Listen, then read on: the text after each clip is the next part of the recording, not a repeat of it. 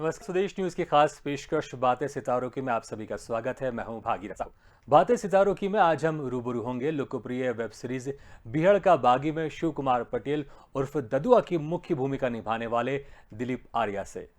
दिलीप आर्या का उत्तर प्रदेश के फतेहपुर से मुंबई तक का सफर बेहद चुनौतीपूर्ण रहा। दिलीप आर्या का जन्म एक गरीब परिवार में हुआ। 11 साल की उम्र में पिता की मृत्यु के बाद मजदूरी भी करनी पड़ी, तो वहीं कपड़े सिलने का काम भी किया। लेकिन इनके दिल में एक एक्टर बनने का सपना हमेशा से हिलोरे मार रहा था। दिलीप 16 साल तक मुंबई में स्ट्रगल करते रहे। फिर एक दिन निर्देशक रितम श्रीवास्तव की नजर पड़ी दिलीप आर्या पर और मौका मिला कुख्यात डकैत ददुआ के जीवन पर बनी वेब सीरीज बिहड़ का बागी में लीड रोल करने का। इस रोल में दिलीप के अभिनय की काफी चर्चा हुई और एक्टिंग की दुनिया में एक अलग पहचान मिली। 15 अगस्त को दिलीप आर्या का म्यूजिक वीडियो शहीदी भी रिलीज हुआ है। इसे लोगों द्वारा काफी पसंद किया जा रहा है। तो आज हम रूबरू होंगे दिलीप आर्या से और जानेंगे उनके एक्टिंग के सफर के बारे में।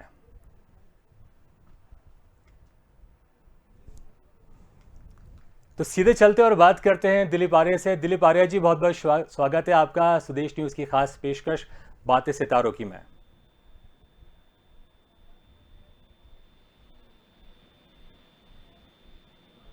दिलीप जी, आपको हमारी आवाज आ रही है? सुन पा रहा हूँ जी जी। दिलीप जी, बहुत बहुत स्वागत है आपका और सबसे पहले आपको रक्षाबंधन पर्व की बहुत बहुत शुभकामनाएं।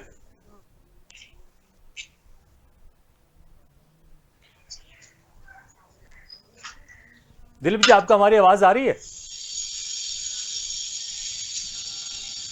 चलिए, कोशिश कर रहे हैं हम आपसे कि आपको हमारी आवाज पहुंचे। तो मैं आपके बारे में बात कर रहा था कि दिलीप आर्या 16 साल तक स्ट्रगल करते रहे मुंबई में और फिर निर्देशक रितम श्रीवास्तव की नज़र उनके ऊपर पड़ी और फेमस वेब सीरीज बिहड़ का बागी में उनको मुख्य भूमिका में काम करने का मौका मिला। बहुत मुश्किल होता है एक एक्टर के लिए मुंबई में लगातार 16 साल तक स्ट्रगल करते रहना और उस रोल के इंतजार में जिस रोल के लिए वो मुंबई आया है, क्योंकि कई एक्टर ऐसे होते हैं जो मुंबई आते हैं और 6 महीने 1 साल में वापस चले जाते हैं, लेकिन एक इसके लिए डिटर्मिनेशन चाहिए, क्योंकि 16 साल तक हम मुंबई में लगातार बने हुए हैं और उस रोल का इंतजार कर रहे हैं जिसके लिए हम मुंबई आए हैं।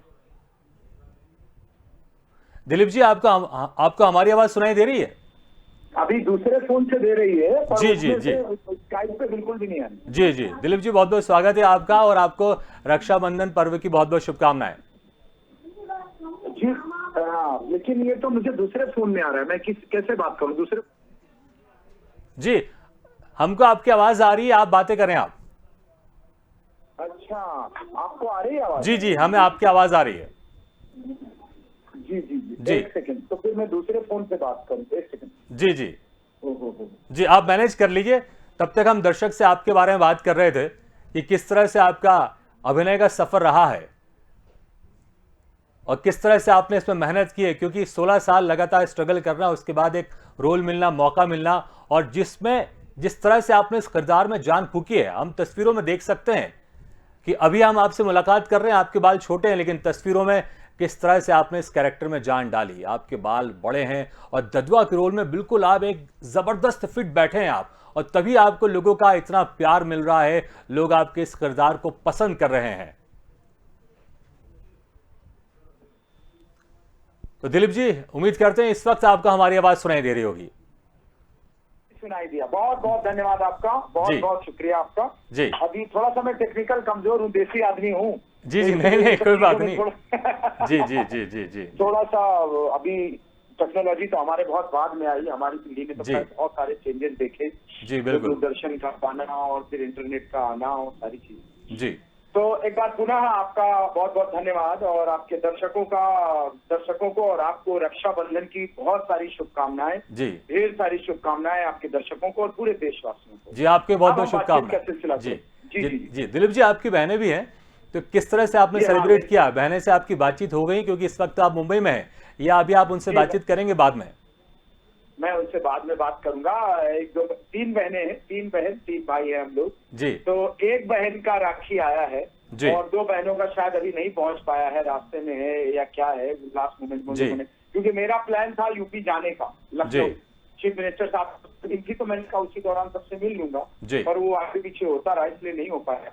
जी। तो एक बहन का आ गया है, उनकी राखी बन गई है, और अभी एक दूसरे इंटरव्यू के पहले और मैं एक बार बात करूंगा उन सबसे। जी। और बस चूंकि मेरे से बिल्कुल ऐसा थोड़ा थोड़ा छोटे बड़े हैं हम लोग, तो उस तरह की मस्ती भी होती है बहनों के साथ। जी बिल्कुल, आज रक्षाबंधन पर्व है। बचपन में आप कैसे सेलिब्रेट करते थे? कोई खास वाकया अगर आपको याद हो, आप किस तरह की तैयारी करते थे रक्षाबंधन को अभी लेकर? चीजें बदल गई हैं, अभी तो दुनिया फोन में सिमट गई है। पहले फोन नहीं होता था, बहन जी। भाई आपस में खेलते थे, भाई भाई आपस में खेलते थे, तो हम भाई भाई कम खेले, बहन भाई ज्यादा खेले। जी। तो रक्षाबंधन का त्योहार मतलब बहुत बड़ा त्योहार होता है, बहुत बड़ा। और चूंकि मैं मुंबई में रहता हूँ तो यहाँ तो सभी स्टेट के लोग रहते हैं, जी। तो वो मिला जुला अनुभव रहता है। जहाँ पे नॉर्थ इंडियन ज्यादा रहते हैं वहाँ पे ज्यादा सेलिब्रेट किया जाता है। जी। तो बचपन में एक अलग लेवल का एक्साइटमेंट होता था रक्षाबंधन को लेके, बहनों के साथ झगड़ा, और उसके बाद घर में ही मिठाई का बनना। तो एक बार घर में मिठाई बन रही थी रक्षाबंधन के लिए, घर में भैंसे वैसे होती थी, किसान और मजदूर परिवार से हैं, तो बर्फी बनाई जा रही। जी। बर्फी जमाने के लिए कि एक दिन पहले बर्फी बनाएंगे तो कल के लिए मिठाई हो जाएगी। तो वो मेरी एक बीच वाली बहन थी, वो ज्यादा मतलब जल्दबाजी करे, उसको खाने को चाहिए था। तो मैंने गरम गरम, ये शरारत मुझे अभी बहुत याद आती है, मैंने गरम गरम लेके उसके हाथ में रख दिया। बाप रे, वो जल गई बहुत तगड़े से, मेरे को भी मेरी माँ ने बहुत मारा। जी। तो इस तरह का बहुत मतलब उतनी समझ थी नहीं, मेच्योरिटी थी नहीं, तो इस तरह का हम लोग बहुत सारा कुछ करते रहे। जी बिल्कुल, बहन भाइयों में ये नोकझोंक तो चलती रहती है। हाँ हाँ जी दिलीप जी, अब हम आपके एक्टिंग के करियर की बात करते हैं। 16 साल जी। स्ट्रगल किया आपने मुंबई में, और एक एक्टर जो होता है एक ब्रेक के लिए तरसते रहता है, और उस रोल के लिए तरसता है जिस रोल की वो उम्मीद करके मुंबई आया होता है। 16 साल के बाद आपको एक मौका मिला मुख्य भूमिका निभाने का, बीहड़ के बागी में ददुआ का, और इस रोल में आपने ऐसी जान फूकी कि चारों तरफ बस आपकी वाहवाही हो रही है, लोग आपके इस किरदार को बहुत पसंद कर रहे हैं। तो ये रोल आपको कैसे मिला, और जब ये रोल आपको ऑफर हुआ तो आप कैसे राजी हुए इस रोल को करने के लिए? किस तरह का एक रिएक्शन था आपका? जी, इसके दो कारण आप भी जानते होंगे। मध्य प्रदेश और उत्तर प्रदेश से जुड़ा हुआ एक देश है जिसको पाठा का जंगल बोलते हैं। ये चित्रकूट धाम में वहाँ के डकैत शिव कुमार पटेल उर्फ ददुआ, अभी तो उनको भगवान की तरह पूजा जाता है, उनका मंदिर भी बना है। और सच भी है, वहाँ पे 250 करीब आदिवासियों के गांव हैं छोटे छोटे, जिनको इन्होंने गोद लिया हुआ था। तो मिला जुला शासन प्रशासन उनको विलेन मानता था, वहाँ के लोग उनको मसीहा मानते थे।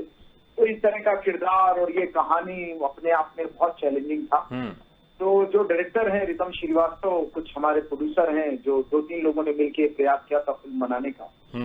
तो इसमें मजेदार बात थी कि एक शेड्यूल तो मैंने किया एक्टिंग, दूसरा शेड्यूल के लिए मुझे हटा दिया गया। अच्छा। बोले कोई बड़ा एक्टर लेते हैं, हाँ दिलीप आर्य के दम पे मार्केटिंग नहीं होगी, क्योंकि इंडियन जो सिनेमा है, इंडियन सिनेमा में जो हिंदी सिनेमा है वो पूरी तरह से स्टार ड्रिवन इंडस्ट्री है। स्टार ड्रिवन इंडस्ट्री इसलिए है बिकॉज स्टार आता है तो आपका स्टूडियो आ जाता है, स्टूडियो आ जाता है तो आपका डिजिटल और सैटेलाइट पहले सेल हो जाता है, तो इन्वेस्टमेंट आसान हो जाता है। तो आदमी को लगता है रिस्क फैक्टर कम है, तो ये प्रोजेक्ट जो बनते हैं वो ऐसे ही बनते हैं। तो मुझे हटा के 3-4 बड़े बड़े नामों पे विचार किया गया, उन लोगों से बात भी हुई, पर वो हमारे जो डायरेक्टर हमारे प्रोड्यूसर थे उन लोगों को कॉन्फिडेंस नहीं आया। बोले यार दिलीप का जो परफॉर्मेंस का लेवल है वो बहुत अलग है, ये लोग उस लेवल पे नहीं करेंगे, क्योंकि ये भूखा है, इसको काम की भूख है और बहुत दिनों की तपस्या है इसकी। बिल्कुल। तो जो ये करेगा वो दूसरा एक्टर नहीं करेगा, तो हमको इसी के साथ करने में फायदा है। तो वापस फिर मेरे पास आए और मतलब मैं ही आया इस रोल में, और मैंने इस रोल को किया। बाकायदा जैसे एक तरीका होता है कि आपका ऑडिशन लिया जाएगा, आपका लुक टेस्ट होगा, तो वो जो पूरा इंडस्ट्री का है। आप अगर प्रोड्यूसर हो जाएंगे, आप भी फिल्म बनाएंगे तो किसी किरदार के लिए, तो मुझे भी आप एक बार बोलेंगे कि एक बार दिलीप भाई आपका लुक टेस्ट करते हैं, एक सीन करके दिखाइए, तो मेरे को कॉन्फिडेंस आ जाएगा कि आप कर लीजिए। तो वो वैसे ही है। बिल्कुल। मैं ये भी पूछना चाहूंगा कि जब आपका लुक टेस्ट हुआ तो उस वक्त आपके बाल बड़े थे, क्योंकि हम देख रहे हैं अभी आपके बाल छोटे हैं, या फिर फाइनल करने के बाद आपने अपने बाल बढ़ाए थे? नहीं, कुछ तो बाल बड़े हुए थे मेरे जी। और कुछ फिर मैंने और बढ़ाए। मैंने इसमें बहुत सालों तक बाल बढ़ाए, दाढ़ी बढ़ाई, बालों को शैम्पू न करना, शेव न करना, शेव को शैम्पू न करना। तो वो एक अनवरत प्रक्रिया थी, एक तपस्या थी, आप ऐसे कह सकते हैं जी। तो वो फिर बाद में और बढ़ाया, पहले ही थोड़े बड़े थे, जी। क्योंकि उस समय थोड़ा बड़े बालों का ट्रेंड भी चल रहा था। तो एक्टर को लगता है कि यार मैं बड़े बाल कर लूंगा तो काम मिलेगा, छोटे बाल कर लूंगा तो काम मिलेगा, दाढ़ी रख लेता हूँ तो काम बिल्कुल। मिलेगा। तो चूंकि आप भोपाल से हैं, भोपाल में तो पूरा जमघट है कलाकारों का और थिएटर का और सिनेमा के लोगों का आना जाना बहुत जी। कनेक्टेड है भोपाल मुंबई से। जी। तो बहुत सारे लोगों ने उसको अभी मिनी इंडस्ट्री कहना शुरू कर दिया है। तो आप बेहतर जानते हैं चीजों। जी।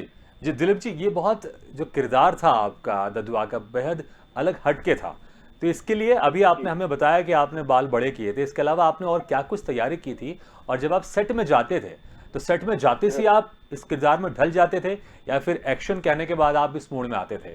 या नहीं, मैं बहुत दिनों तक इस किरदार के अंदर घुसने की एक प्रक्रिया होती है। हम लोग ट्रेन एक्टर हैं। मैं जी। Bharatiya Natya academy, act 1, FTII सब जगह से पढ़ा हुआ हूँ। तो जो थ्योरी है, जो प्रैक्टिकली हमको सिखाया जाता है, थ्योरी के बाद प्रैक्टिकल कि आप कैसे उस कैरेक्टर में जाएंगे, तो उसका एक प्रोसेस होता है। वो प्रोसेस होता है और ये थोड़ा लंबा होता है, जिसको मेथड एक्टिंग लोग बोलते हैं। तो मैं इसके लिए बहुत दिन तक वहां रहा, जंगलों में, वहां के आदिवासी गांवों में, और लोगों से बातचीत किया। तो आप उस प्रक्रिया में होते हैं और आप पहले ही जा चुके थे। स्विच ऑफ वाला स्थिति नहीं था। तो जी। बहुत दिन तक उस किरदार को जिया। जैसे उसके लिए मैं बिस्तर पे नहीं सोना और खाने का जो प्रॉपर डाइट है कि वो से आप बहुत वैसा नहीं खाएंगे, क्योंकि इनकी नींद का बहुत इशू रहता था। हमेशा जी। डर लगता था कौन कहाँ से ना आ जाए, एक वो लगा रहता था कि कौन मुखबिरी ना कर दे। तो प्रॉपर नींद नहीं, जी। प्रॉपर खाना नहीं, प्रॉपर रेस्ट नहीं। तो वो आपकी उसको बॉडी में, आपके हाव भाव में, आपके जेस्चर में, आपके इमोशन में दिखना चाहिए। तो वो तभी आएगा जब आप उसके अंदर घुसे। बिल्कुल। तो हमारे दर्शक ये जानना चाहेंगे कि आप पहले से इस रोल में आ चुके थे, तो शूटिंग के बीच में ब्रेक मिलता था जब आप खाना खाते थे, या शूटिंग के बाद जब आप घर जाते थे, तो तमाम तरह के लोग आपको रास्ते में मिलते होंगे। तो क्या कुछ आप डाकू के अंदाज में उनसे बात करते थे कि खाना लेकर आओ, नहीं नहीं, हटो अंदाज यहाँ वही से? रहता था, आपके सब कॉन्शियस में रहता है वो। जी। जो किरदार आपका सब कॉन्शियस में आपने कंसीव किया है, हाँ। वो रहेगा। और आप थोड़ी देर के लिए आप मेरे सामने आ जाएंगे तो मैं आपसे बात करूंगा, सहज बात करूंगा उससे, और दूसरों से ऐसे तो बड़ा मुश्किल हो जाएगा कि मैं हर आदमी के सामने बंदूक तान दूं। नहीं, मैं वही कल्पना कर रहा हूँ कि आप शूटिंग में हैं और आप स्पॉट बॉय को बोले खाना लेकर आओ, तो वो बड़ा इंटरेस्टिंग हो जाता होगा वो। या अगर आप जब जा रहे हैं शूटिंग से बाहर, "ए, हट रे, जाने दे मेरे को", तो वो बड़ा इंटरेस्टिंग, मैं कल्पना कर रहा हूँ उसको मैं। नहीं नहीं, ऐसा हुआ था। अभी मैं जी। प्रहलाद सिंह जी के साथ एक पिक्चर कर रहा हूँ, वो बरसा बाजार। हाँ। तो उन्होंने मेरा वो रूप देखा है कि जैसे आप उस कैरेक्टर में हो, उस मूड में हो, उस शॉट में हो, शॉट लगा हुआ हाँ। और पीछे नदी के उस पार बहुत सारे लड़के आपका मखौल उड़ा रहे हैं और शोर मचा रहे हैं। आप मखौल उड़ाए चलेगा, लेकिन आप अपने तक रखिए, हमारे तक ना आए, क्योंकि बिल्कुल। हमारा काम डिस्टर्ब होता है। हाँ। तो मैं बहुत तेज चिल्लाने लगा था, बाहर निकल के बहुत शोर शराबा करने लगा। उस कैरेक्टर से बाहर आया और शोर शराबा किया, और फिर जिसके बाद उनको शांत कराने के लिए, और उसके बाद फिर डायरेक्टर को बोलता हूँ प्लीज ऑर्डर सर, कि आप ऑर्डर करिए, मैं शॉट देने के लिए तैयार हूँ। हाँ। तो सब लोग बहुत हंसे, बोले हे यार ये आदमी। तो होता है वो, आप उस आपको झल्ला जाते हो, आपका बिल्कुल, काम बिल्कुल। खराब होता है, आप बड़ी शिद्दत से करते हो, तो आपको बर्दाश्त नहीं होता। बिल्कुल। और आप तो उस वक्त ददुआ के मूड में रहते होंगे उस किरदार में, तो वो तो मूड में से ऑटोमेटिक निकलता होगा कि अगर कोई परेशान कर रहा है तो ऑटोमेटिक वो अंदर से निकलता होगा, कौन है रे, परेशान क्यों कर रहा थोड़ा है? सा काम को लेके आपका वो स्वभाव चिड़चिड़ा हो जाता है। जी। थोड़ा आपके मन की चीजें आपके शेड्यूल के हिसाब से नहीं होती। या वैसे भी हम लाइफ में मेरे साथ है, जी। जो मैंने शेड्यूल बनाया, मैंने 2 दिन का ये शेड्यूल बनाया, और कोई भी शेड्यूल मेरा हिलता है जी। तो उसका टाइमिंग हिलता है, तो मैं थोड़ा सा पैनिक बिल्कुल। होने लगता हूँ, थोड़ा जी। सहज होने जी। लगता हूँ। उतना धैर्य नहीं है मुझे। जी जी दिलीप जी, हम चाहेंगे आपकी जो वेब सीरीज है बिहाड़ का बाग, उसका कोई एक डायलॉग हमारे दर्शकों को आप सुना दे प्लीज। जी, उसमें एक जो हमारे सीनियर हैं, जो पहले सरदार होते हैं, जी। वो एक लड़की का बलात्कार कर रहे होते हैं। तो जी। मैं उनको रोकता हूँ और उसी समय मैं रिपोर्ट करता हूँ, अलग जगह जाता हूँ। तो एक जगह वो मेरा उसको लगता है कि मेरे गिरोह में है, तो जैसा मैं कहूँ, जिन लोगों ने देखा है वेब सीरीज उनको पता रहेगा। तो क्या करें हम, देखें तुम्हारा नंगा घाट, तुम हमारे सामने लड़की का बलात्कार करो और हम हिजड़े की तरह खड़े खड़े देखें, ऐसे करके वो चिल्लाता है। बड़ा इंटरेस्टिंग सा डायलॉग। बहुत जबरदस्त, आपने चिल्लाया और रोंगटे मेरे यहाँ खड़े हो गए, मुझे लगा कि आप मुझे डांट रहे हैं। अभी थोड़ी देर पहले आपने ददुआ की बात की थी, तो फिर वो जी। तो उसका असर तो रहेगा ही। हाँ बिल्कुल। जी, आपके इस वेब सीरीज में कोई गाना भी था क्या? हाँ, साधो करके गाना था जी। जो दोहे हैं उनके, कबीर के दोहे मिला के गाना बनाया था जी। कि राजा मरी है, प्रजा मरी है, वैद और रोगी तो आप इसको साधो। गुनगुनाते हुए आप बोले ना, आप तो हमारे दर्शकों को और अच्छा लगेगा। जी जी जी जी। राजा मरी है वैद और रोगी साधो साधो साधो। इस तरह का वो थोड़ा सा अलग सूफी अंदाज में गाना किया जी। था। वो क्लाइमेक्स में है जब मुझे गोली लगती है नहीं नहीं, तब वो गाना बढ़िया। बजना शुरू। जी। दिलीप जी, आपका रियल नाम है दिलीप कुमार, फिर दिलीप जी। आर्या कब और कैसे पड़ गया, इसके पीछे क्या वजह थी? इसका मजेदार किस्सा है। मेरे मेरे फादर ने मेरे फादर बचपन में एक्सपायर कर गए थे। मैं मतलब छोटा था, कक्षा 6 में था, तो आप अंदाजा लगा लो 6 और 5 11 11 के आसपास मेरी एज रही होगी। तो मेरी माँ बताती थी कि मेरे फादर एक गाना गाया करते थे, मेरा नाम करेगा रोशन जग में मेरा राज दुलारा, और मुझे गोद में लेके जब भी खिलाते थे और इस तरह का गाना गाते थे। मेरे बालों को हिप्पी कट कटवाया हुआ था उन्होंने। अच्छा। मेरे कपड़ों में प्रेस लगता था, हालांकि हम लोग, हमारे फादर मजदूरी करते थे, तो उस तरह का कल्चर, उस तरह का रिवाज और उस तरह की सुविधाएं नहीं थी कि आपके कपड़े लॉन्ड्री होके आएंगे या प्रेस लगेगा। तो इक्का दुक्का कपड़ों में जब किसी कार्यक्रम में जाना हो, कहीं दावत में जाना हो तो लगता, पर मेरे कपड़ों में प्रेस होता था, ऐसा मेरी माँ ने बताया जी कि हाँ, मेरे कपड़ों में वो प्रेस करते थे। जी। दिलीप तो मेरा नाम उन्होंने शायद दिलीप कुमार इसीलिए रखा जी। होगा क्योंकि उस समय दिलीप साहब का जमाना रहा होगा जी। उनके दौर पे।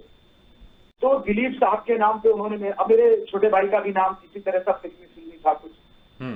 तो बाद में जब मुझे समझ आई, मुझे लगा यार दिलीप साहब तो दिलीप इतने बड़े एक्टर हैं, अगर मैं दिलीप कुमार रखता हूँ तो दिलीप कुमार नाम से, उन्होंने पहले ही यूसुफ साहब ने अपना नाम बदल के दिलीप कुमार कर दिया है, तो लोग मुझे डुप्लीकेट ना समझे, उनकी नकल करने वाला कोई ऐसा एक्टर ना समझे। तो मुझे मेरी पहचान खुद बनानी थी, तो मुझे मेरे चेहरे, मेरे व्यक्तित्व और मेरे नाम से जाने, तो मैंने अपने नाम को थोड़ा सा बदला और एक मेरी आइडियोलॉजी है जिसको मैं फॉलो करता हूँ, उसके हिसाब से दिलीप आर्या मैंने किया।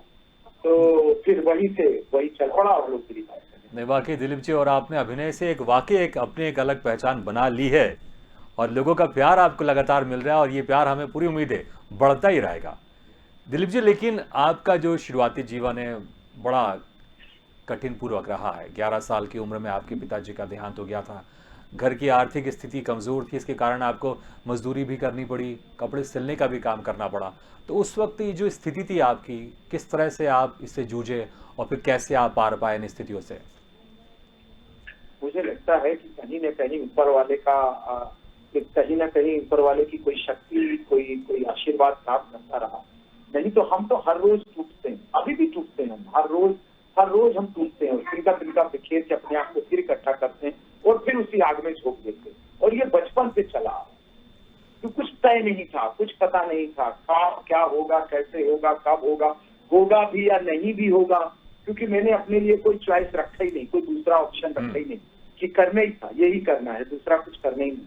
तो ऊपर वाले का कोई शक्ति है जो, उससे मैं प्रेरित होता रहा और आगे बढ़ते रहा। और आप सबका प्यार, आप सबका आशीर्वाद, जैसे मैं कहूंगा परफॉर्मेंस तो ठीक है, परफॉर्मेंस के साथ साथ मीडिया बंधुओं का भी बहुत प्यार मिला। जैसे उस दिन मेरी अशोक पूरन जी से बात हो रही थी, थिएटर के बहुत पुराने गुरु है वो दिल्ली के, तो मैंने कहा मुझे लगता था मेरे घर पे प्रोड्यूसर की लाइन लगानी चाहिए, जितना बड़ा शो मैंने किया। जैसा हुआ प्रतीक गांधी के साथ हुआ, प्रतीक गांधी का एक शो है स्कैम 92, और लेकिन वो लाइन लगी उसके पास लोगों की, मेरे पास नहीं लगी अभी तक उस लेवल की लाइन लगी जो एक्सपेक्टेशन था। तो लोग बोलते हैं कि नहीं आउटसाइडर है, तो आउटसाइडर को थोड़ा मुश्किल होता है, इंडस्ट्री में वो नेपोटिज्म चलता है, वो चलता है, लोग अपने जान पहचान वालों को, अपने घर घरेने वालों को ही काम देंगे, आपके ऊपर लोग पैसा क्यों लगाएंगे, आपके ऊपर क्यों रिस्क लेंगे, आपको क्यों आगे बढ़ाएंगे।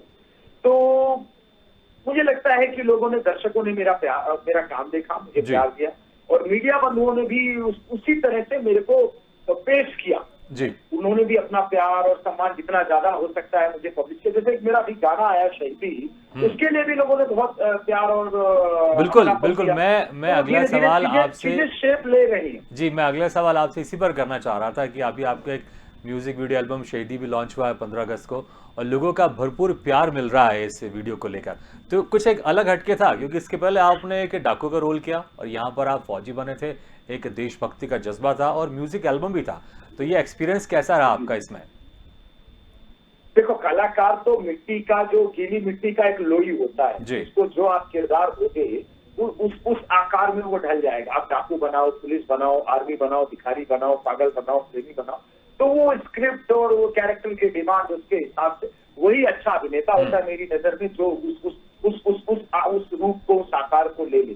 तो हम जी। लोग चूंकि ट्रेंड एक्टर हैं, तो हम लोगों को तो सिखाया गया है, बताया गया है कि कलाकार का पहले से कुछ फिक्स नहीं है। वो गीली मिट्टी का एक लोई है, एक लोथड़ा है, उसको आप जो आकार देना चाहें अपने हिसाब से दें। जी, हम चाहेंगे कि आप हमारे दर्शकों को ये जो म्यूजिक वीडियो आपका अभी हाल ही में लॉन्च हुआ है शहीदी, इसके 2 लाइन आप गुनगुना दें प्लीज। जी, उसकी 2 लाइनें एक बार विनय जरा थोड़ा चलाओ शहीदी का गाना, तब तक हम थोड़ी दूसरी बात करते हैं। गाना जी। मेरे को वो हो जाएगा, बिल्कुल, तो बिल्कुल। शुरुआती दौर आ जाएंगे। जी, जी। 16 साल ये आपने म्यूजिक मुंबई में वीडियो स्ट्रगल की- किया। जी, जी, जी। दिलीप आर्य जी, 16 साल आपने मुंबई में स्ट्रगल किया, उसके बाद आपको ददुआ का रोल मिला। इसके पहले आप किस तरह के रोल कर रहे थे, किस तरह का काम कर रहे थे और क्या रूटीन लाइफ थी 16 साल में? क्योंकि जो एक अभिनेता मुंबई जाता है उसकी कई तमाम तरह की प्रॉब्लम होती है, फाइनेंशियल प्रॉब्लम भी होती है, तो इन 16 सालों में किस तरह का आपका सफर रहा? सबके लिए प्रॉब्लम होती है, मेरे लिए भी थी। सबसे बड़ी समस्या तो रहने खाने की ही होती जी। है। आपकी अर्निंग है नहीं, तो बहुत कर दीजिए, प्ले करना उसको लगा के। तो रहने खाने की समस्या होती है, आपके डेली आपके पास काम नहीं होता, तो आपके जी। पास अर्निंग नहीं है, पैसा नहीं आएगा, तो आप कैसे सर्वाइव करोगे? घर वाले बिल्कुल। भी हाथ खड़ा कर देते। तो मेरे घर वालों के पास तो था ही नहीं बिचार, तो क्या हाथ खड़ा करते। हम्म। तो यार दोस्त भी आपसे कतराने लगते हैं। तो सबके लिए वही चैलेंजेस है। और रोल के लिए तो मैंने ऐसा कोई बहुत बड़ा रोल नहीं किया, मैं थिएटर करने लगा। कॉर्पोरेट में थिएटर करने वाला मैं पहला आदमी, कि धीरे से मैं थिएटर में क्यों कॉर्पोरेट में थिएटर घुसाया और उनके लिए नाटक लिखना, नाटक करना, नाटक डायरेक्ट करना। मैंने तो एक प्ले किया था महिंद्रा के लिए, जिसमें अजय देवगन साहब को भी डायरेक्ट किया। तो हाँ, तो बस इस तरीके से। और कब ये 15 साल निकल गए पता भी नहीं चला।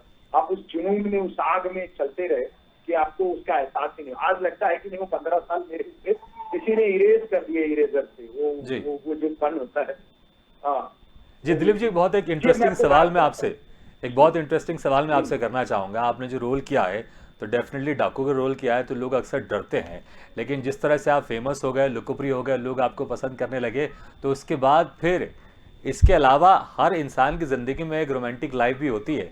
तो इसको लेकर मैं जानना चाहूँगा कि कई लड़कियों ने आपको प्रपोज तो ज़रूर किया होगा, या आपकी ज़िंदगी में कोई अभी ऑलरेडी है? हम नहीं चाहेंगे कि आप उनका नाम बताएं, लेकिन हम चाहेंगे कि इसके बारे में आप जिक्र जरूर करें। आप शादीशुदा हूँ भाई, मैं शादीशुदा हूँ, मेरी धर्म पत्नी है। वाह, जो ये तो बहुत सपोर्टिव है, बहुत जी। वो है, मतलब मेरा ख्याल रखने वाली है। बस ये है कि तो मेरे को हमें लगता है कि दर्शकों की जो जानकारी है, हमें लगता है कि दर्शकों की जो जानकारी आपको लेकर हमारे स्वदेश न्यूज के माध्यम से उनको मिल रही होगी, क्योंकि अक्सर अभिनेता उनकी जो शादीशुदा लाइफ रहती है उसको छुपाते हैं। मैं गोविंदा जी का एक इंटरव्यू पढ़ रहा था कि कई सालों तक उन्होंने लोगों को बताया नहीं था कि मैं शादीशुदा हूं, कि ताकि कहीं काम मिलने में परेशानी ना हो। हाँ, लेकिन मेरा जो व्यक्तित्व है बिल्कुल खुली किताब है, और है मतलब कोई उस तरह का और छुपाने जैसा कुछ है। हाँ, थोड़ा घाटा हो गया, जो आने वाली भविष्य की हीरोइनें हैं वो सोच रही होंगी कि बिल्कुल। तो मैं इसमें जी, भले आप शादीशुदा है, लेकिन देखिए क्रश तो हमेशा किसी ना किसी के ऊपर होता है। तो कौन सी अभिनेत्री है जिसके ऊपर आपका क्रश है और आप उनके साथ काम करना चाहते हैं, और किस तरह का रोल आप उनके साथ करना चाहते हैं? मैं सभी जितने जो अभी आपके दौर में बहुत टैलेंटेड हीरोइंस हैं, जो अभी बड़ी बड़ी हीरोइंस हैं, बड़ी बड़ी फिल्में करती हैं, सभी के साथ मौका मिले तो मैं सभी के साथ काम करना चाहता हूँ और हर तरह के किरदार करना चाहता हूँ। ये तो मेरे लिए सौभाग्य की बात। कोई एक नाम बताइए ना आपकी, सबसे फेवरेट हीरोइन कौन है आपकी? अपने अपने दौर में बदलती रही। नहीं, अभी का आप बताइए, हम तो जानना चाहेंगे कि अभी कौन सी हीरोइन पसंद है आपको? का नाम लूंगा तो आप दूसरे देखिए, मैं समझ रहा हूँ, क्योंकि आप किसी एक हीरोइन का नाम लेंगे तो कहीं बाकी हीरोइन नाराज ना हो जाए। अच्छा चलिए, 2-3 नाम गिना दीजिए आप। हाँ, तो अभी आज के दौर में आलिया भट्ट भी है, श्रद्धा कपूर है, और 2-4 नाम बताइए। हाँ, दीपिका पादुकोण बहुत बड़ा नाम है, अनुष्का शर्मा है, बहुत बड़ी बड़ी हीरोइन है, बड़ा अलग लेवल का काम कर रही है। उनका परफॉर्मेंस आजकल तो बड़ा कंटेंट ओरिएंटेड सब्जेक्ट वो लोग भी सेलेक्ट करने लगे। अच्छा, ये हम ये लेके चल रहे हैं कि आप एक फिल्म कर रहे हैं आलिया के साथ, और आप उसमें जी। ददुआ के कैरेक्टर में है, लेकिन आप उसके साथ रोमांस करेंगे, तो ददुआ के अंदाज में आप कैसे रोमांस करेंगे, कैसे आप संवाद करेंगे आलिया के साथ? अरे मेरा रोमांस तो बहुत फेमस हुआ, मैंने हाँ, पूरी फिल्म नहीं यहाँ में पर आप अपनी- आलिया के अपनी साथ जो कैसे wife- करेंगे आप? हाँ, तो मेरा सुन तो लीजिए, मैं वो जी। उसका भी जवाब देता हूँ। तो मैंने मेरी पत्नी बनी है वो, जी। इसके बाद भी मैंने पूरी फिल्म में उनका हाथ तक नहीं पकड़ा। अगर जी। आपने वेब सीरीज देखी होगी तो घर के अंदर हम लोग दोनों ने एक सीन किया है, जी। दोनों एक दूसरे को देख भी नहीं रहे और अपनी अपनी बात कह रहे हैं, तो वो बड़ा इंटेंस और उस तरह का रोमांटिक सीन। हमारे डायरेक्टर बोले यार तुम तो अच्छे रोमांटिक एक्टर हो। मैंने बोला यार मेरे से रोमांस वाले सीन नहीं होते हैं। जैसे इस वाले गाने में भी, अभी आप शहीदी की बात करो तो जी। मेरा डायरेक्टर बोला यार तुम तो कैसे करोगे रोमांटिक रोल, तुम तो कर ही नहीं पा रहे हो। तो बहुत सारे रीटेक हुए, तभी धीरे धीरे भी तो मैं पैदा हुआ हूँ। नहीं, इतनी यहाँ बात आपको करते जाऊंगा। यहाँ आपको पूरा मौका मिल रहा है, हमारे पास थोड़ा समय कम है, यहाँ आपको पूरा मौका मिल रहा है, हाथ पकड़ने का मिल रहा है। आप एक दो लाइन, आप एक रोमांटिक आप लाइन आलिया जी के लिए आप बोल दीजिए, आप अपने जी, ददुआ के आलिया जी अंदाज लिए में। मैं बोलूंगा कि हाँ, कि हमारी एक फिल्म है परसा बजा हम चाहत हैं, हमें तो हमारी मेहरिया का रोल करोगे ना?